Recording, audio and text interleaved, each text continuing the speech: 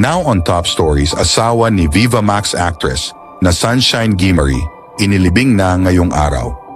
Labis na nalungkot ang actress ng Viva Max nang ihimlay niya ang kanyang asawa sa kanyang ika-30 kaarawan. Sa kanyang pinakahuling Instagram post, naging sentimental si Sunshine nang ipahayag niya ang kanyang pagmamahal sa kanyang asawa. 2 months ago si Papa nilibing ko, ngayon ikaw asawa ko, at tinataon niyo pa sa birthday ko. Bakit? Durog na pati kaluluwa ko. Ang sakit-sakit na. Sa susunod kong birthday antayin niyo ko, Sunshine said. Inaantay ka ni Papa baby ko, maglakbay muna kayo sa walang hanggan. Antayin niyo ko, kayo buhay ko, mamimiss ko kayo sa araw-araw. Saad niya.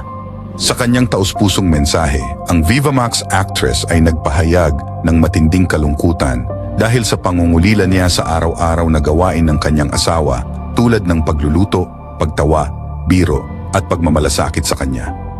Pinasalamatan niya ito para sa kanyang pagmamahal at pangangalaga.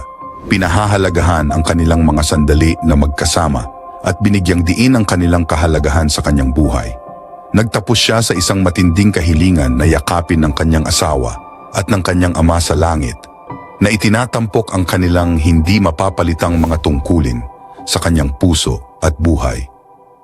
Umuulan ng pakikiramay si Sunshine Gimery mula sa mga netizen kasunod ng pagkamatay ng kanyang asawa kamakailan.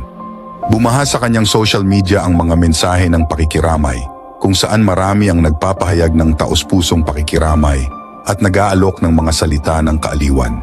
Ang ilan ay nagpahayag ng kanilang pinakamalalim na pakikiramay at panalangin, habang ang iba ay nagbahagi ng mga personal na mensahe ng empatiya, na kinikilala ang kanyang sakit at nag-aalok ng lakas sa mahirap na oras na ito.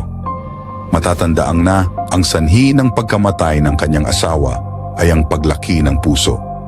Samantala, si Sunshine Gimery ay isang artista na kilala sa kanyang mga tungkulin sa mga pelikula at telebisyon. Nakuha niya ang katanyagan sa pamamagitan ng kanyang mga pagpapakita sa mga platform tulad ng Viva Max, kung saan nagbida siya sa iba't ibang mga proyekto para sa isang mature na manonood. Naging aktibo rin si Sunshine sa social media, nakikipag-ugnayan sa kanyang mga tagahanga at nagbabahagi ng mga update tungkol sa kanyang karera at personal na buhay.